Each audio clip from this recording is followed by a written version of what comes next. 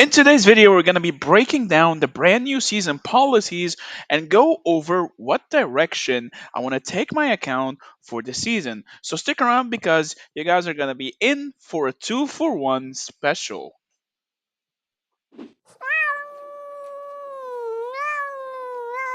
What is up, guys? Meower here, back with a brand new Call of Dragons video.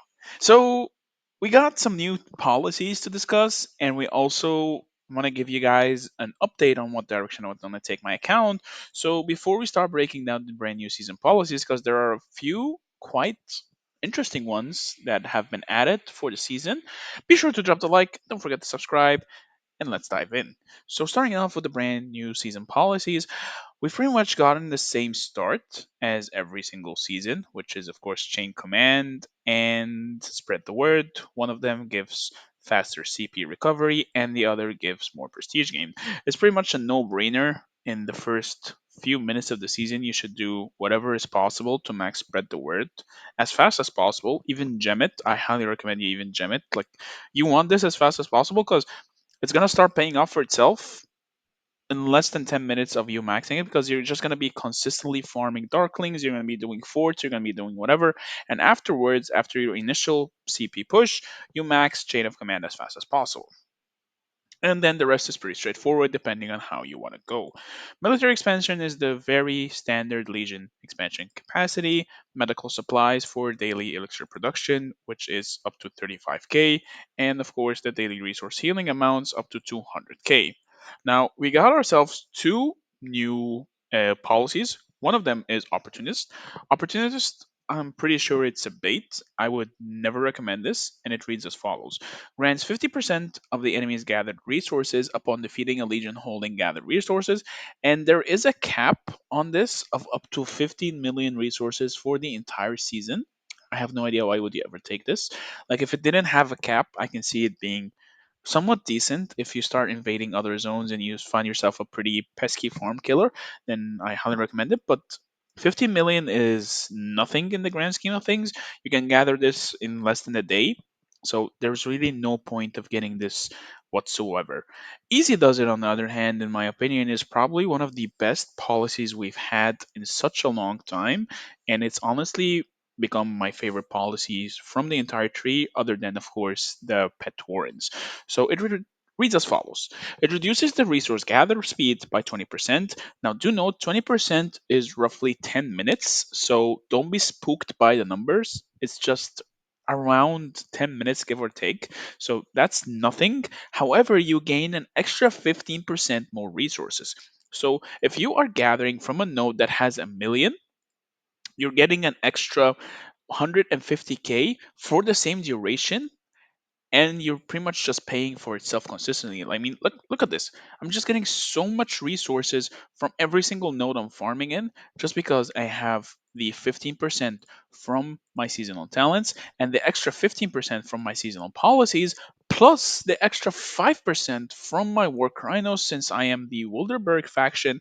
So in total, I am getting an extra 35% more resources per resource node, at the expense of just losing out on 10 minutes that you can pretty much offset by activating the 24-hour enhanced gathering speed. So this is a huge season policy. I highly recommend you take it as fast as possible if you're going to be farming for a while. No matter what your power is, this is super good, because combined with the other two, you're looking at an extra 35%.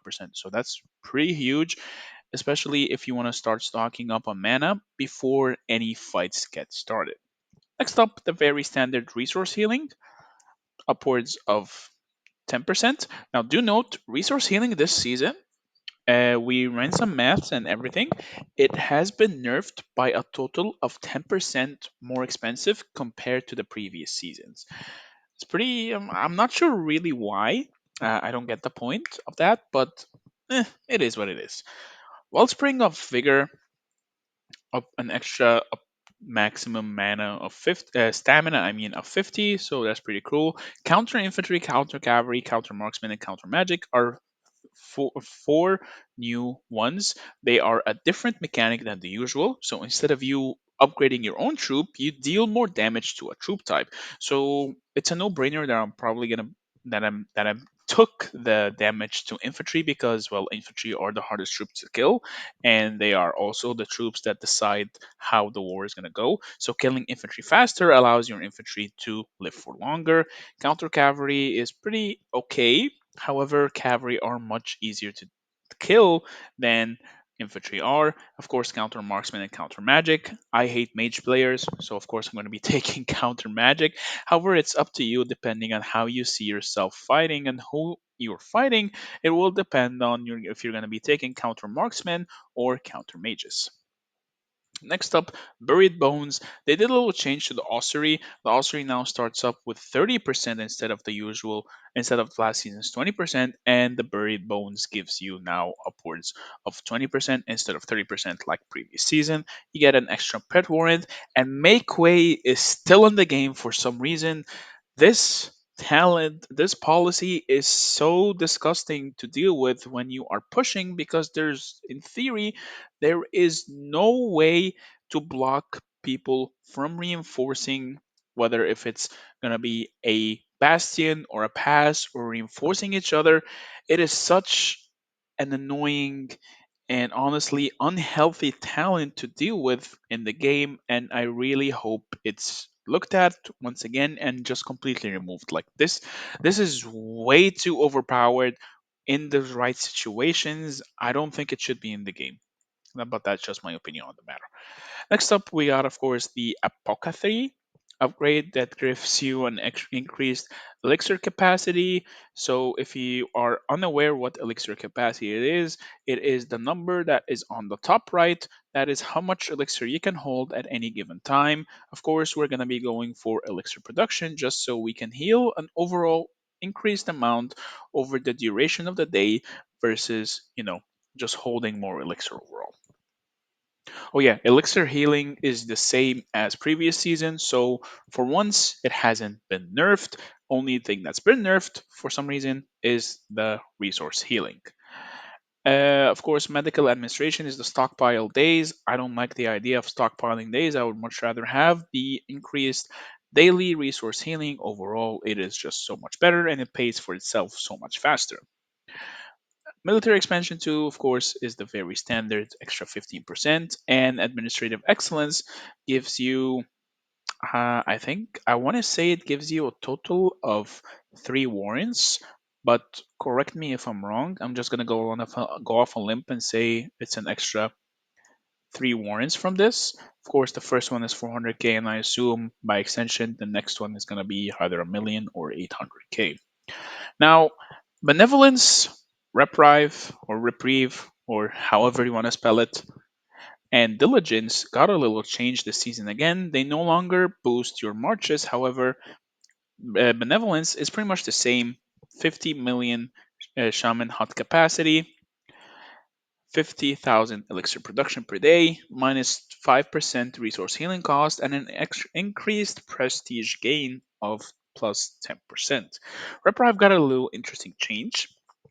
If you don't have any plans of resource healing, I would highly recommend Reprieve, to be honest. And the reason for that is it gives you an extra 20% daily elixir production.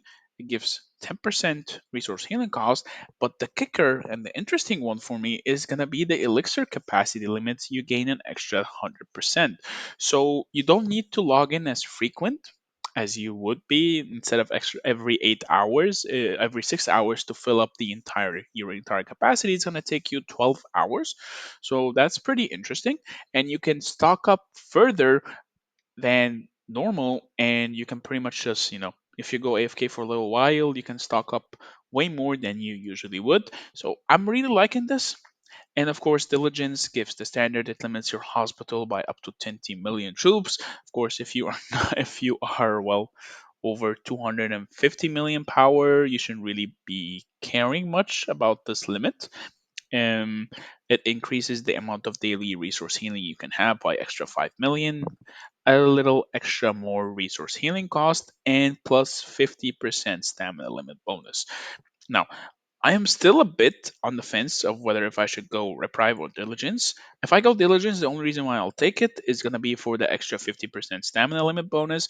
But if I go reprieve, I'm getting two bonuses that I would use. So I'm still thinking about it. I haven't really decided it yet. I will make a decision later on. Right now, my main focus is getting the pet warrants, of course, as fast as possible. Next up, medical supplies, the usual elixir production and elixir production speed. Much rather go for the extra elixir production speed compared to the flat number, of course. Medical recruitment, always go for the percentage because this is a percentage of your total troop count versus a percentage versus a flat amount of just an increased healing overall. These three are new group tactics or I think the season's all about the army group. I think a lot of the stuff that's been added to the game vastly or rather is tailored towards the army group and the idea of it. If you don't know what the army group is, it's a brand new season policy. It is in the mass warfare tree and you need to gather for glory in order to unlock it. We haven't tested it yet. We haven't seen it in action because, well, no one's really been able to unlock it because no one has the points for it. It does cost one, two, three. It does cost 6 points in total in order to unlock it. So we'll have to wait and see how it does. One of them gives an increased 5% the defense when you are in an army group. The second one increases the march speed of the army groups you create. So if you are a leader, definitely pick up hasty march. And finally, standalone will not in an army group deal 2% more damage when fighting an army group in the field. So if you're not going to be joining army groups, pick up standalone. If you're going to be joining uh, army groups, then of course pick up group tactics or hasty march. So three really nice options. I would love to see this 2% be 3% or even 4%. 2% doesn't really sound like a lot, to be honest, versus, the bonus of 10% extra march speed or 5% extra defense. Light the Beacon is one that we've seen already from the previous season, an extra 10% rallied army damage and an extra 10% garrison damage. They both pretty much just cancel out each other when you get them already, so And there is a new one, Shared Glory. So you're getting more merits when you are in an army group. So everything about the season just screams use the army group, use the army group, use the army group. And of course, Bitter End is one that we've seen already, extra 2%, extra 5% more damage, and 2% of the sides will die. Palliative care is one is quite laughable actually. I don't get the point of this, to be honest. You gain one elixir for every one troop that you kill. Like, what? Like, okay, so for example, if you want to get the 1 million extra elixir, you have to kill 1 million T4s or T5s. And it resets per day. Like, every day, in order to get an extra healing of 1 million troops, you have to kill off another million. Like, what? And of course, Glorious Death is you get one extra merit per one troop that you kill. Of course, there is no limit per day from this, but like, come on, like, oh, what? Like, okay, I get the point of glorious death. Like, it's an extra incentive to kill off your troops a little bit here and there, but as long as the hospital system in Call of Dragons work the way as it is, there is no incentive whatsoever, and you should never, ever, ever kill off your troops under any circumstances just because you will be limiting your hospital on the long run, which in turn will lower your effective time on the field, which in turn means less playtime. So there is no point whatsoever to kill off your troops. I never recommend doing anything that would put your troops in jeopardy unless it's a crisis and you need to help out your alliance as much as possible. That being said, that's everything about the season policies. Now, what direction I want to take my account in for the season, I probably might be ending up taking long range warfare just because I am an archer player after all. However, I do want to see the Together for Glory in action first before I end up making the decision because as we know, there are of course the two new infantry commanders. We will be testing them tomorrow. On Sunday reset as soon as the ceasefire is over, and I think both of them, to be honest, are kind of made for the army group system because on their own they're pretty squishy, and this skill is kind of a bait. Like Danfield's second skill, you might as well act as if it doesn't exist because playing around this is kind of bad. It doesn't work the same idea as Urag, or rather Tobin's second skill, or which skill was it? Tobin's Tobin's fourth skill, pretty much. It doesn't act the same way. It's rather slightly smaller area, and you pretty much need to be the leader of an army group in order to really benefit from this, like at all. So, don't play around this skill at all.